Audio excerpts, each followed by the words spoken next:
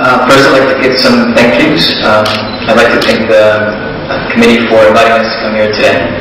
首先希望谢谢大家欢迎我们的光临。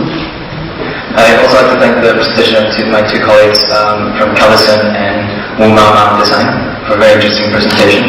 也想谢谢刚才两位讲解 Callison 的李忠贤先生跟吴毛毛先生。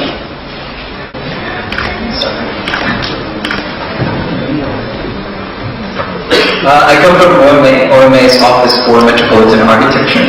Our founder department is Brent Kolbas, and we have several partners around the world. Our base office is in Rotterdam, but we also have offices in New York, Beijing, Hong Kong, and now also in Qatar. 我们是来自大都会事务所的，我们的创办人是雷库哈斯，我们在全球有7位合伙人，我们的总部在鹿特丹，而我们在纽约、香港、北京都有办公室，然后我们很快就会在中东开设一个新的办公室。Here you can see our partner from Beijing and Hong Kong. OMA does architecture, Office for Metropolitan Architecture, but we also do things that are not related to architecture. So in the office we divided OMA into two, which is OMA and AMO.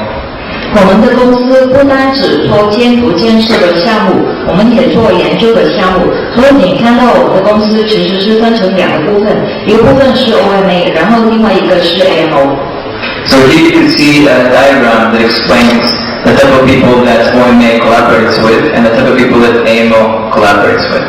这里你可以看到OMA 跟什么的机构合作，也可以看到 AMO 是跟其他不同的机构合作。Next one. So OMA works in a lot of different scales, from very small to very large scales. AMO 的项目涵盖不同的规模，有很小的规模的项目，也有很大的。Here we can see one example of a small-scale project. This is a proposal for the European Union for a new EU flag. Because the current European Union flag is just a blue flag with stars. 这里是AMO 一个规模较小的项目，在这个项目我们为欧盟设计了一个旗帜。我们现在的欧盟的旗帜是一个蓝色的旗帜，然后上面有一些星星，但是我们现在这个就是你看到的样子的。So our idea is that stars cannot represent the culture variety between 27 different countries that are so different, like Spain or Italy or Greece. So we decided to organize the member countries according to a barcode, according to the flags. And so if you add another country to the union, you just add the flag. And if you take a country out, you just take the flag out. So the flag is actually a living object that changes year by year. 我们的概念就是本来那个蓝色的旗帜是不能代表每个成员国的文化跟它的特征，所以我们设计的这个旗帜是包括了所有成员国的旗帜的颜色，然后每当有一个新的成员国加入，我们就可以加入那个成员国的旗帜的颜色，所以我们设计的旗帜是可以随着时间而不断改变的。Unfortunately, the European Union only used our flag once. 但是很遗憾，那个欧盟只用了这个旗帜一次。So we also work a lot with different types of companies. We work a lot with Prada. So with Prada, we do a lot of their flagship stores, like Prada New York, Prada LA. 我们也跟很多不同的创业机构合作，当中我们经常跟那个普达拉合作，我们做他们很多的全球的瓷烂店，然后也做很多时装表演。But here we're talking about AMO, and that would be architecture. For example, here at AMO, we also curate Prada's catwalks shows. So here what we did is we deconstructed a typical catwalk show. 好像在这个时装表演，我们为这个表演设计了一个，就是把本身的天桥跟那个观众席解构了这些舞台跟观众席的一个设计。Because a typical catwalk has a catwalk and seats around it, so the seats closer to the catwalk are first row seats, so VIP seats. 通常的那些时装表演都是有一个天桥，然后有一些观众席，所以你们就会看到有很多排的座位，只有那些贵宾才可以坐在第一排。And here what we did is that we deconstructed that, so we made every single seat a VIP seat. 在这里我们就解构了那个舞台跟那个座位，所以每一个座位都是那个贵宾的座位。So in more of a macro scale projects that AMA works in, this was a study done also for the European Union on how to reach a carbon neutral Europe by the year 2050. 我们也会做一些规模很大，我非常推荐这本书。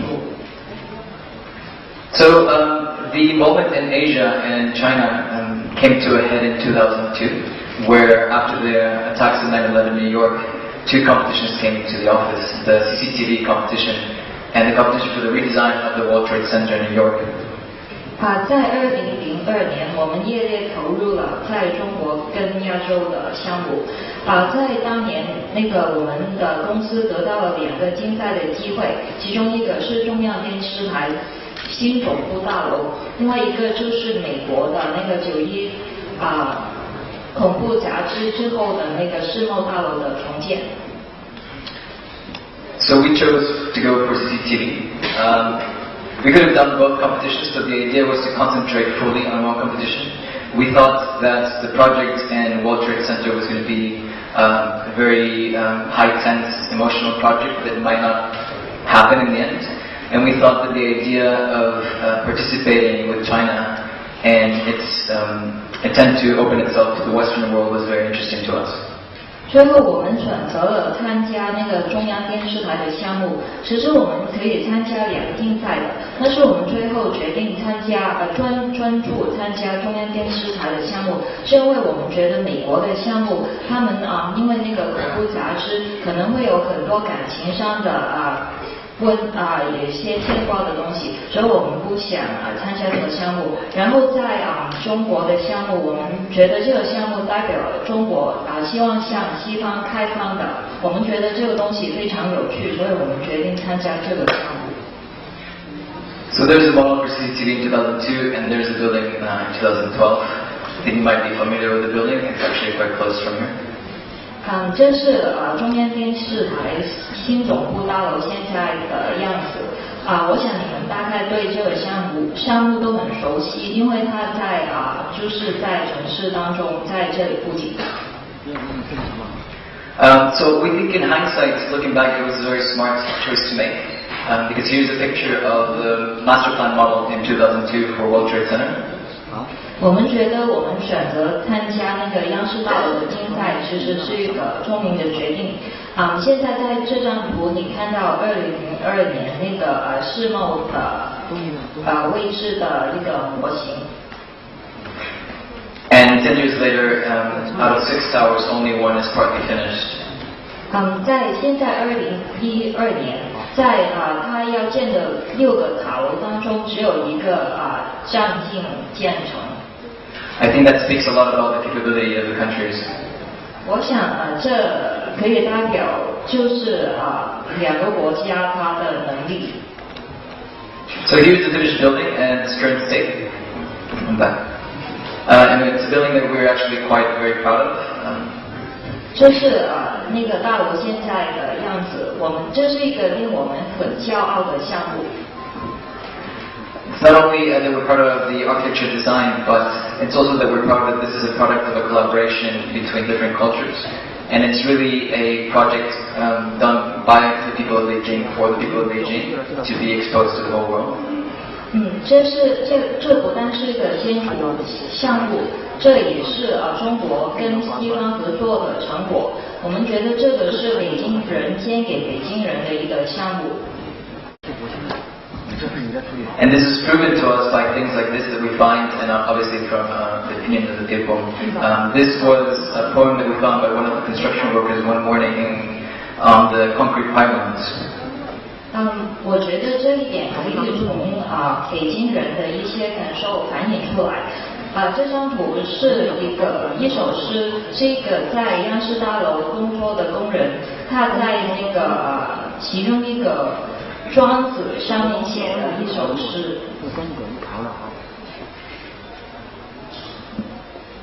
Okay, so I'm going to explain today 3 projects that we've been doing from the Hong Kong office. The first project is the Shenzhen Stock Exchange. 今天我们会介绍3个项目，都是从我们香港办公室看的。第一个就是深圳证券交易所的项目。It is quite hot out here. 这里上面很热。So when we started working on the Shenzhen Stock Exchange, the first thing that we did is to think about 2 key things. What is a stock exchange, or at least what is a stock exchange in the contemporary world? 在项目开始的时候，我们问了自己2个问题。第一个就是什么是证券交易所，另外一个就是交易所有什么功能。And of course, what happens in a stock exchange? So we started looking in our research into these kind of images. 然后我们就做了很多的研究，比如说看了这2张图。Where you can see how, depending on the product and the activity being carried out, the space design is quite different. 基于那个生产的东西的不同，与那个生产过程的不同，你可以看到那个空间是很不同的。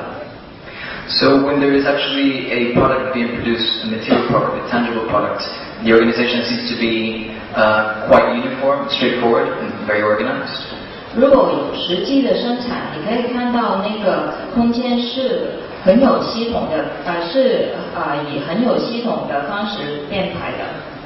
And when there's no product being produced, when it's not physical, the organization of the space seems to be quite chaotic.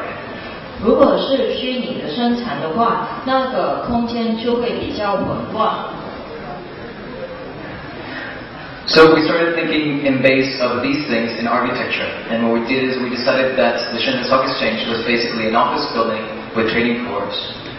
所以我们就觉得深圳证券交易所应该是一个塔楼跟那个交易大楼的混合体。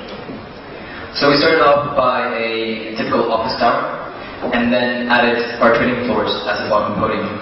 我们从一个办公大楼开始，然后加上一个高横那个交易活动的基座。Now this is a typical typology. Sometimes we call it birthday cake, which is a podium plus a tower. 这是一个非常常见的一种方式，就好像一个生日蛋糕一样，就是有一个基座，再加上上部的一个大楼。Which we are quite critical of, because what happens with these podiums is that you completely deny the urban life around it. 我们对于这种安排不很认同，因为有那个基座在那个地面，你会把大众会很难靠近那个大楼。So what we decided to do is to grab that podium, which had only trading floors, and program necessary for doing the trading, and lift it. 所以我们决定把那个包含交易活动的那个基座抬升起来。So what happens when you lift it is that you create a plaza underneath before you enter the actual office building. But not only that, you also create a rooftop, which we'll see a little bit later. 抬升那个基座之后，我们就可以创造一个地面的公共空间，而且在那个抬升的基座上面也可以有一个公园。我之后会让大家看那个公园。So instead of denying public space or denying the people from around the building, you're actually creating space for them and to come into the building or just be outside of the building. 所以现在这个基座不但没有左外大众靠近那个大楼，它现在因为抬升了，它反而创造了一个新的公共空间。So here we can see how the building reacts in its current built environment. This is one of the main squares in Shenzhen, and how it creates a plaza for people to be in. 这里可以看到大楼跟那个城市之间的互动。你可以看到那个左手边有一个广场，然后在那个深交所的下面是一个公共空间。So here we see the ground floor and how that plaza is created. The red that you see there is the main entrance, like a red carpet entrance. 红色的部分是大楼的主入口，然后那个是一个红色的地毯。But we also create a rooftop garden space that can be also a public space. So there's special lifts that take people who are not part of the building. They can go up on the rooftop and practice morning exercises or any activity they like. It's completely public space. 我们也创造了一个台升的空中花园。我们在大楼里面有一些特别的电梯，可以把大众带到那个空中花园上面。所以这个空中花园是完全对外开放的。So here we see an image of that garden space. 这里可以看到空中花园的样子。And here we see a built picture of how it currently is in the construction site. The building is nearing completion now. 这是现在工地的情况我们的大楼就快竣工了。So let's talk a little bit about the interior. 我们现在谈谈室内设计。We concentrated in the lobby to create a very large open space which is comfortable, that blurs the interior and the exterior so that people can come in easily. 大堂在项目非常重要，我们希望就是创造一个把那个把那个室外跟室内空间好好融合的一个空间大众可以非常舒服的使用。And we also use elements that are repeated throughout the whole building to remind you and locate you where you are in the building. 大堂也有一些元素，它会在大楼的不同楼层不断出现。So for example, if you see the core of the building, you can see that there is a drawing wrapped around the whole core of the building, which is inspired on two things. Old ink paintings, Chinese ink paintings, and the stock market graphs of stocks going up and down. 在这里你可以看到那个电梯的核心孔，这个核心孔是被那个画包覆的，然后那个花的灵感是来自那个水墨画。还有那个证券交易的走势图，而这个核心孔在不同楼层你都可以看见。So for example, here you see that drawing going up the building. 好像这里你可以看到那张画，慢慢的向上往上的楼层走去。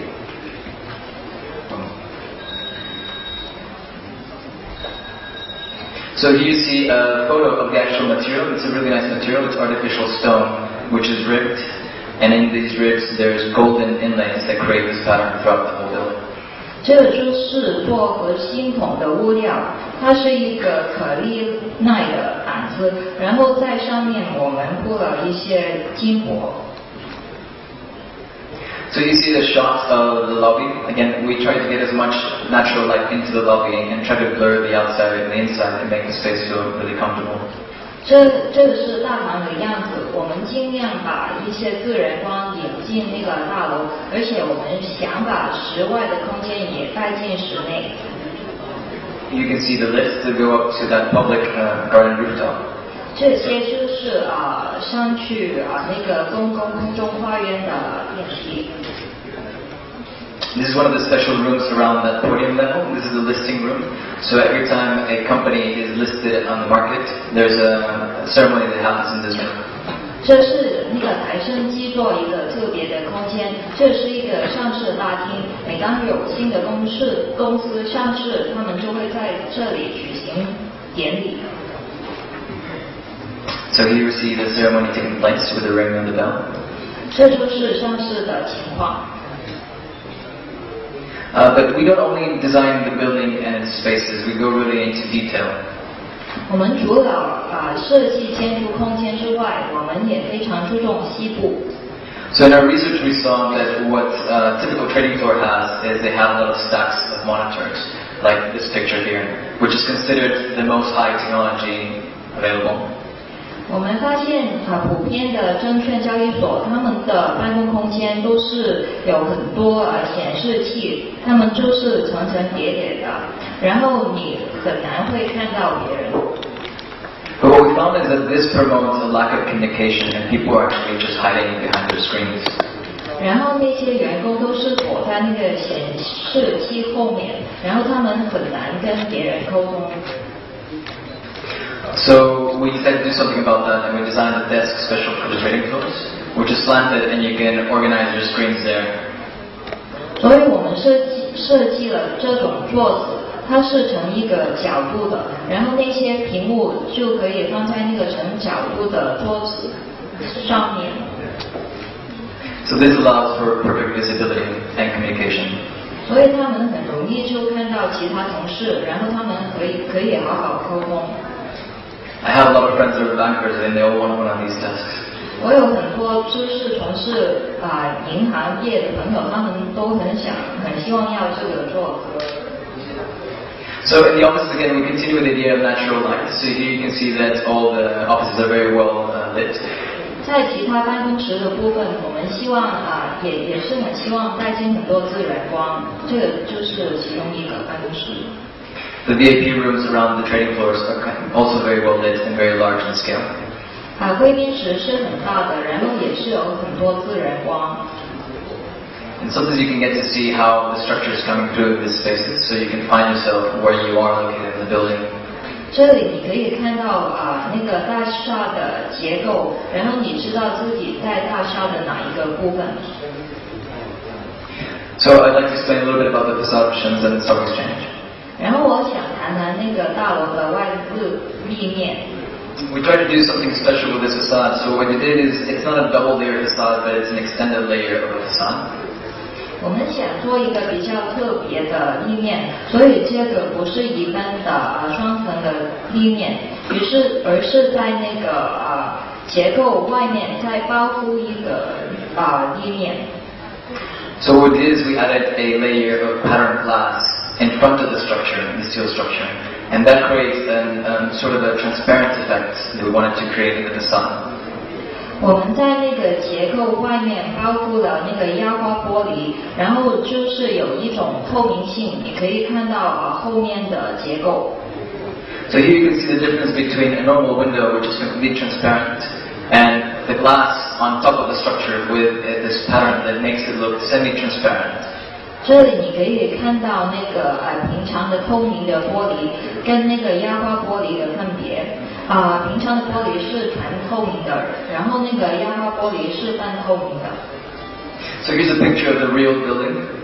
这是现在的照片，大楼的立面的照片。And you can see how we're playing between solid, transparent, and semi-transparent. One thing that we also like about this is that it really reflects the exterior conditions. 你可以看到不透明、透明跟半透明的元素，然后这个地面其实可以反映城市的天气的变化。So by this I mean that if it's a sunny day, the facade really shows that. If it's a cloudy day, it also looks very cloudy. 我的意思是说，就是在阳光很好的天气底下，你会看到那个阳光普照的画面。然后如果密云的时候，你就会从地面知道现在今天是密云。And this is how it looks by night. 这是晚间的照片。So this is the building almost nearing completion. 我们的大楼明年就竣工了。Although very prominent, the podium level being lifted, you can really see how it interacts with the other public spaces. 虽然那个大楼就是很有低调性，但是你也可以清楚看到它跟周边的环境有很好的互动。But it's also able to blend in with the current context built in Shenzhen. 它可以跟现在深圳的环境好好的融合起来。This is how it looks at night. 这是晚间的照片。The second project I want to show you out of three is the Bao Steel headquarters competition that we did. 第二个项目就是我们做的那个广州宝钢大厦的竞赛项目。Bao Steel is the same company actually that provided the steel for CCTV. And they had a really nice site in Guangzhou, close to the Pearl River. 宝钢是为那个央视大楼项目提供钢材的公司，他们在那个广州有一个很好的地，就是在珠江附近。So here you can see in red where the site is, and we had to deal with the fact that we were one plot away from the river, and we really wanted to bring the river into the site. 红色的部分就是宝钢的那个地的所在，然后你们可以看到它就是离开那个珠江比较远，就是不是贴近那个珠江的。So we started by laying down the program the client required from us, sort of as a mat or a rug on the site. 我们把那个客户要求的项目功能内容，就是平放在他的基地上面。And then we flipped it up and to create what would be a typical rectangular building.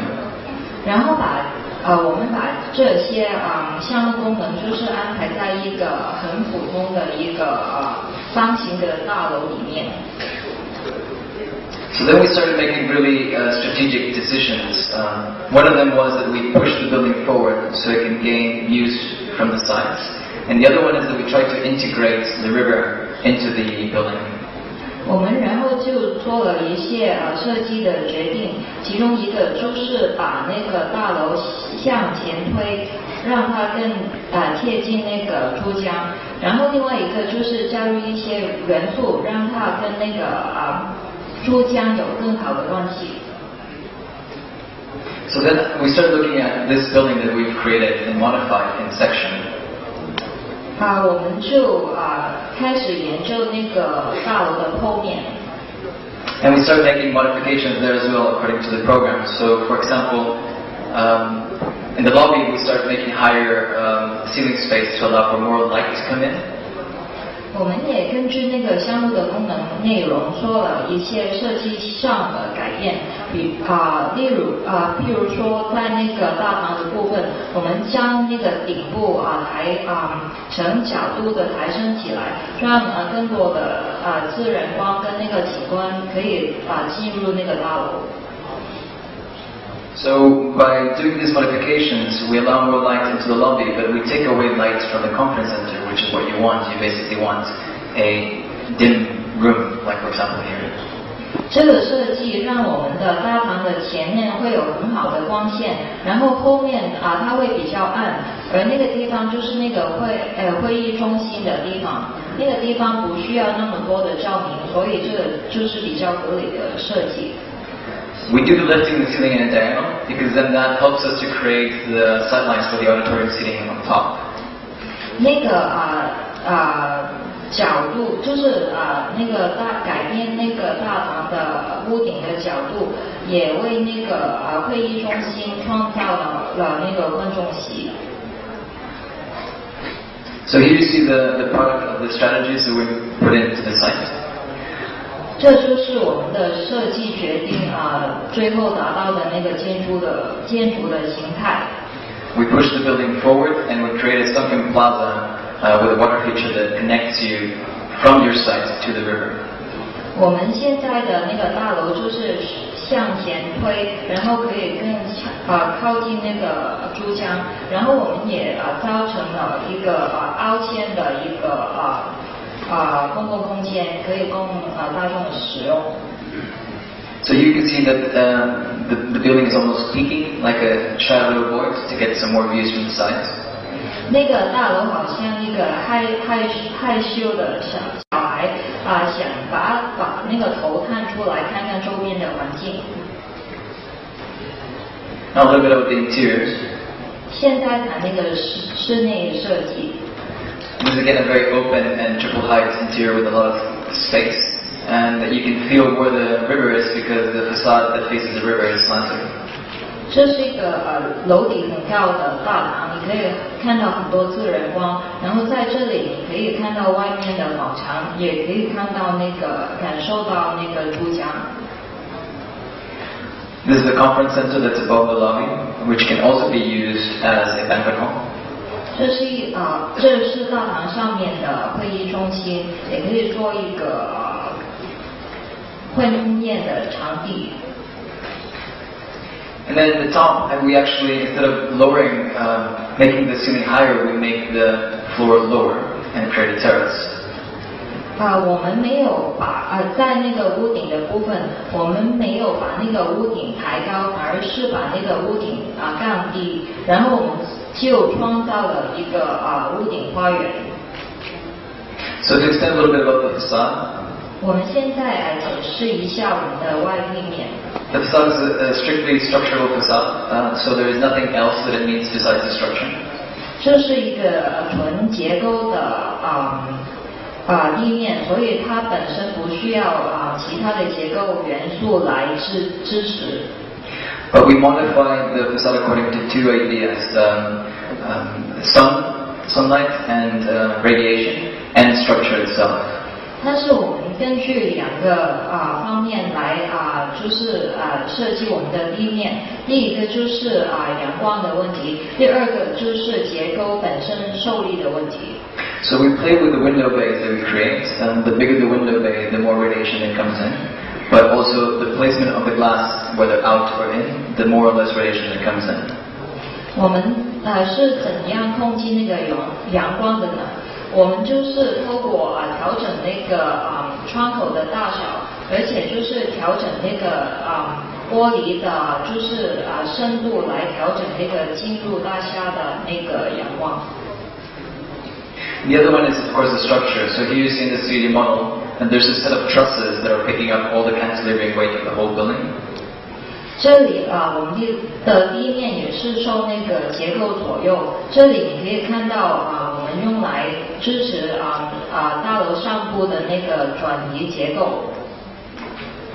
So then we see the 3D structure model that shows where there's more structural stress and when there's less structural stress. So red indicates more structural stress. 这个模型展示了大楼的什么部分受力比较多，什么受力比较少。红色的部分就是受力比较多的部分。And this affects the facade design. So where we need more structure, the window bays become smaller to allow for more structure to go through. 这个左右了我们的立面设计。在受力比较多的部分，我们需要比较多的结构元素。我们于是就把那个窗户弄得比较小，然后就可以有更多的结构元素在那个部分。So it creates this very subtle pattern that is actually communicating what the building is doing structurally. 你可以看到这个非常低调的图案，这个图案其实就是展示那个大楼本身的结构。So here you can see very clearly that in a south facade that receives a lot of sunlight, the window bays become smaller. 你可以看到南面的部分，因为南面会有很多的阳光，所以你看到窗子是比较小的。Also, this facade is pointing downwards, so it doesn't really receive sunlight, so we can push the glass all the way out. So it's almost a flush facade. 然后这个向下的部分，因为没有那么多的阳光，所以你看到那个玻璃是非常贴近那个大楼最外面的一层，所以他们就可以得到更多的阳光。And so from far away it looks like this. Again, a very subtle pattern that is reflecting sustainable strategies and structure strategies on the building. 这里你可以看到这个非常低调的图案，就是反映出这个大楼它本身的结构，而且我们对于那个可持续发展的考虑。Here's a view of the landscape around the building. 这是大楼旁边的那个绿化空间的情况。So here's the building by day. 这是日间的情况。And building by night. 晚间的样子。Now the last project I want to show you is a project that we are doing in Taipei. 最后我们想介绍的就是我们在台北的一个艺术中心的项目。This was a competition for 3 theaters in what was called the New Performing Arts Center in Taipei.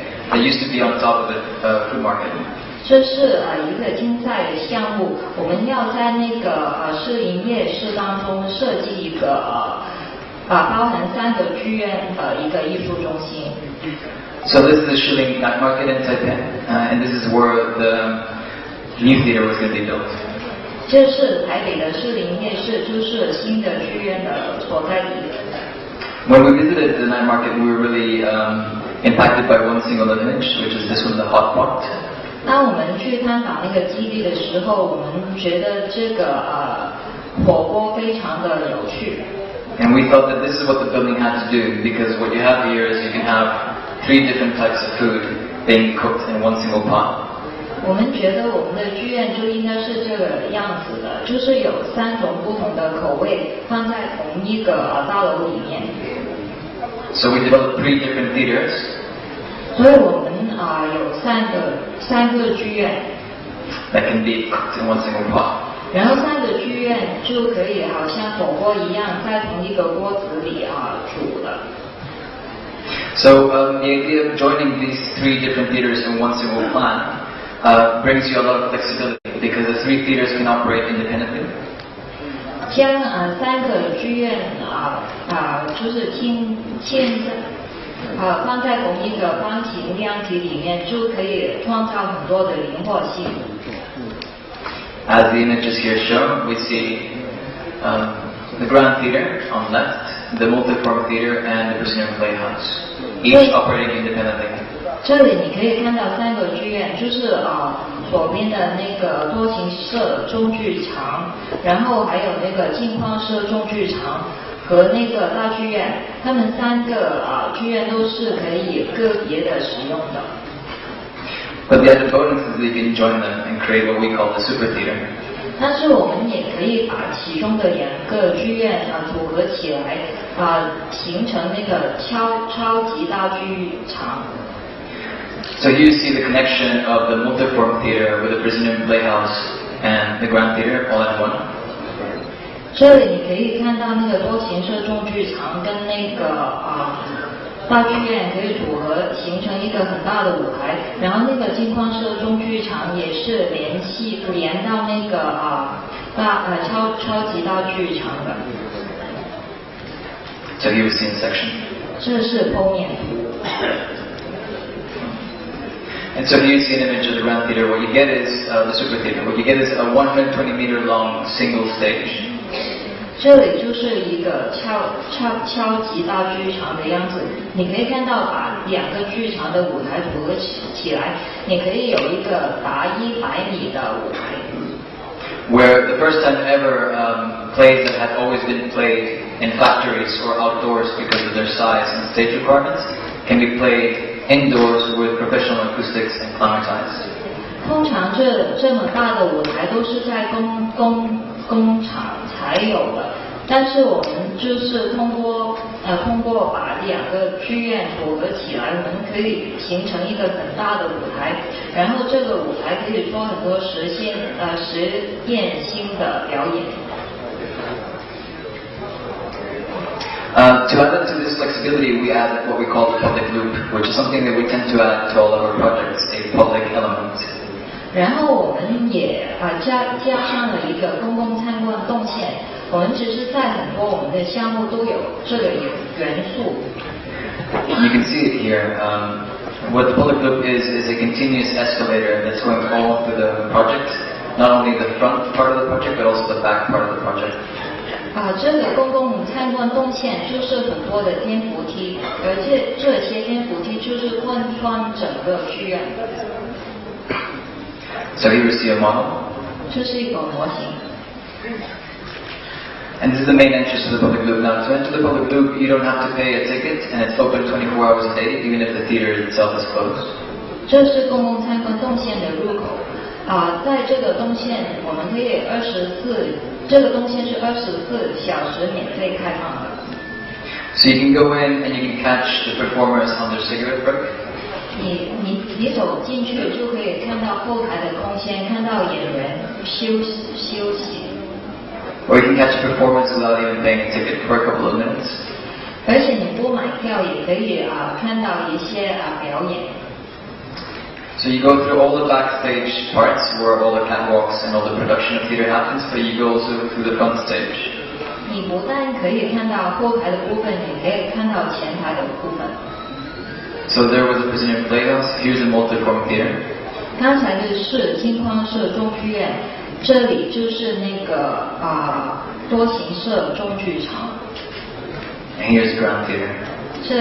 这个是大剧院。The public loop culminates in the top of the building, and again we create a terrace space which functions as a lookout for the city. 在那个公共参观动线的顶部，我们加了一个观景平台。And after that, you come back down all the way to the ground floor. 然后你就从那个平台看完那个台北的环境之后，就可以走下去大门。We think it's very important for people to be able to see what it takes to create theater instead of just buying a ticket and sitting and seeing a performance. 我们觉得文化的意义不是就是买票去看表演，我们希望大众可以了解整个表演的制作的过程。And to explain a little bit about the facade, because it's quite complicated facade. 然后那个剧院有一个比较复杂的外立面。So for the sphere, it's a multi-layered facade that's cladded in very large pieces of doubly curved aluminum. 这个是多层的立面，它就是有一些很大规模的铝板，就是做那个表层的。So you can see the machine, how it creates these pieces. This machine cold bends each piece 200 times until the shape gets perfect.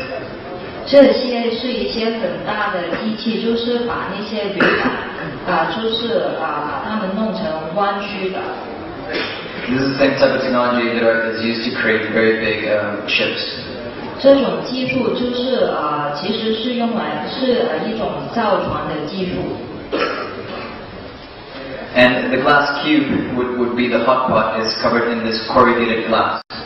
然后说回那个我们刚才谈到的火锅的，就是一个中央方形亮体，而那个亮体的地面就是那个波纹玻璃。The importance of this corrugated glass is that if you have a flat pane of glass, you need to hold it up. But if it's corrugated, it stands by itself. 因为那个波纹玻璃的那个波纹的状态，所以它就是可以自己的矗立起来，就是不用其他的结构元素来那个支持它，把它矗立起来。So here's an image of the building and how you can see the very large piece of aluminum curved and flat, and the corrugated glass in the cube. 这你可以看到那个铝板的立面，而且可以看到那个方形亮体的那个波纹玻璃。So here's the building on its side in Taipei. 这个就是剧院在那个台北市的状况。Now I'd like to show you a video of this presentation. 现在我们想播放那个关于剧院的动画片。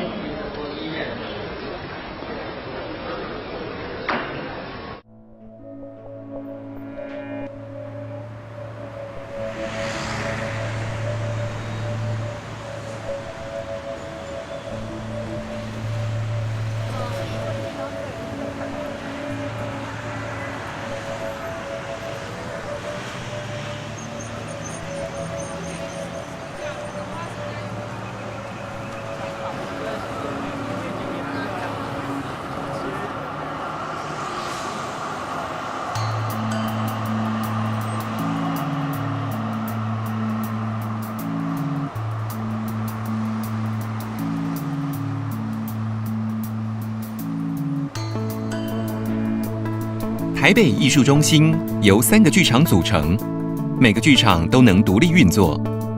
大剧院、多形式中剧场和镜框式中剧场，3个剧场嵌入一个中央方形亮体。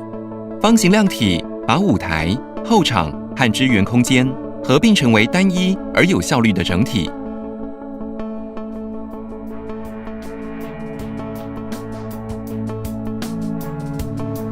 台北艺术中心有许多个正面，观众席亮体于此向外凸伸，悬浮于这熙来攘往的城市之上。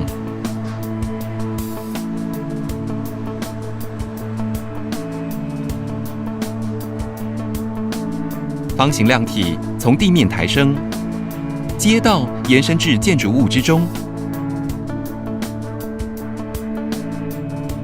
对于没有购买剧场门票的一般市民，台北艺术中心同样欢迎您的造访。公共参观动线是一条穿越剧场设备空间和制作空间的通道，虽然这些空间一般都被隐藏，但当中的运作却令人叹为观止，好比一场引人注目的演出。公共参观动线不仅使观众亲身感受剧场制作流程的经验，更进而使剧场影响不同层面的民众。大厅是3个剧场共用的，观众在通往较高楼层的过程中逐渐分散。镜框式中剧场有800个坐席，像是悬浮的星球停靠于方形量体。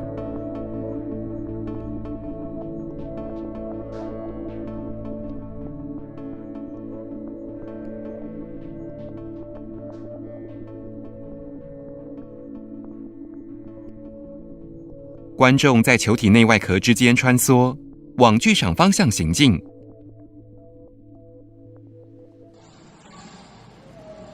在观众席内，内壳与方形量体交界形成的独特镜框形式，创造了镜框可能性的无限想象。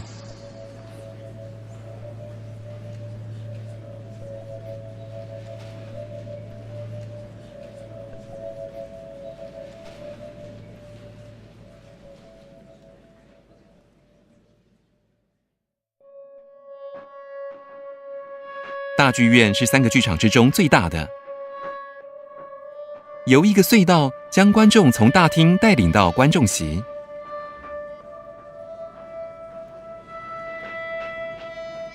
大剧院有1500个坐席，富现代感的设计是从20世纪的大型剧场空间演化而成。不同于传统的协和型剧场，大剧院的形状些微不对称，舞台层、主观众席和楼座区在折叠的平面上形成一体。它有着多变的声学效果，灵活的前舞台和乐池能支援各色各样的表演，例如舞蹈、芭蕾、中国戏曲、西洋歌剧，以至交响乐。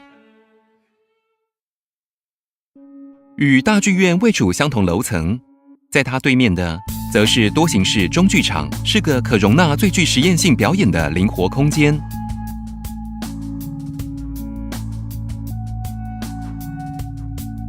超级大剧场是一个大型类似工厂般的环境，由大剧院和多形式中剧场结合而成。这里能容纳各类大型制作，例如齐马曼的歌剧《士兵》，这部需要100米舞台来演绎的剧作。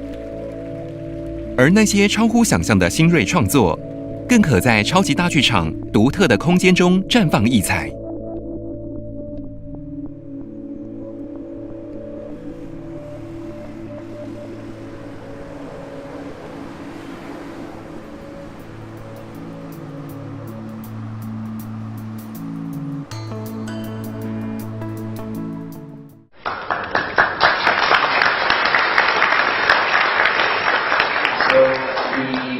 Art Center started construction in February. I hope you enjoyed the presentation. If there's time, I would be happy to take any questions. 台北艺术中心的项目在刚刚今年的2月公布了。我们现在可以请大家，如果有什么问题可以发问，谢谢大家。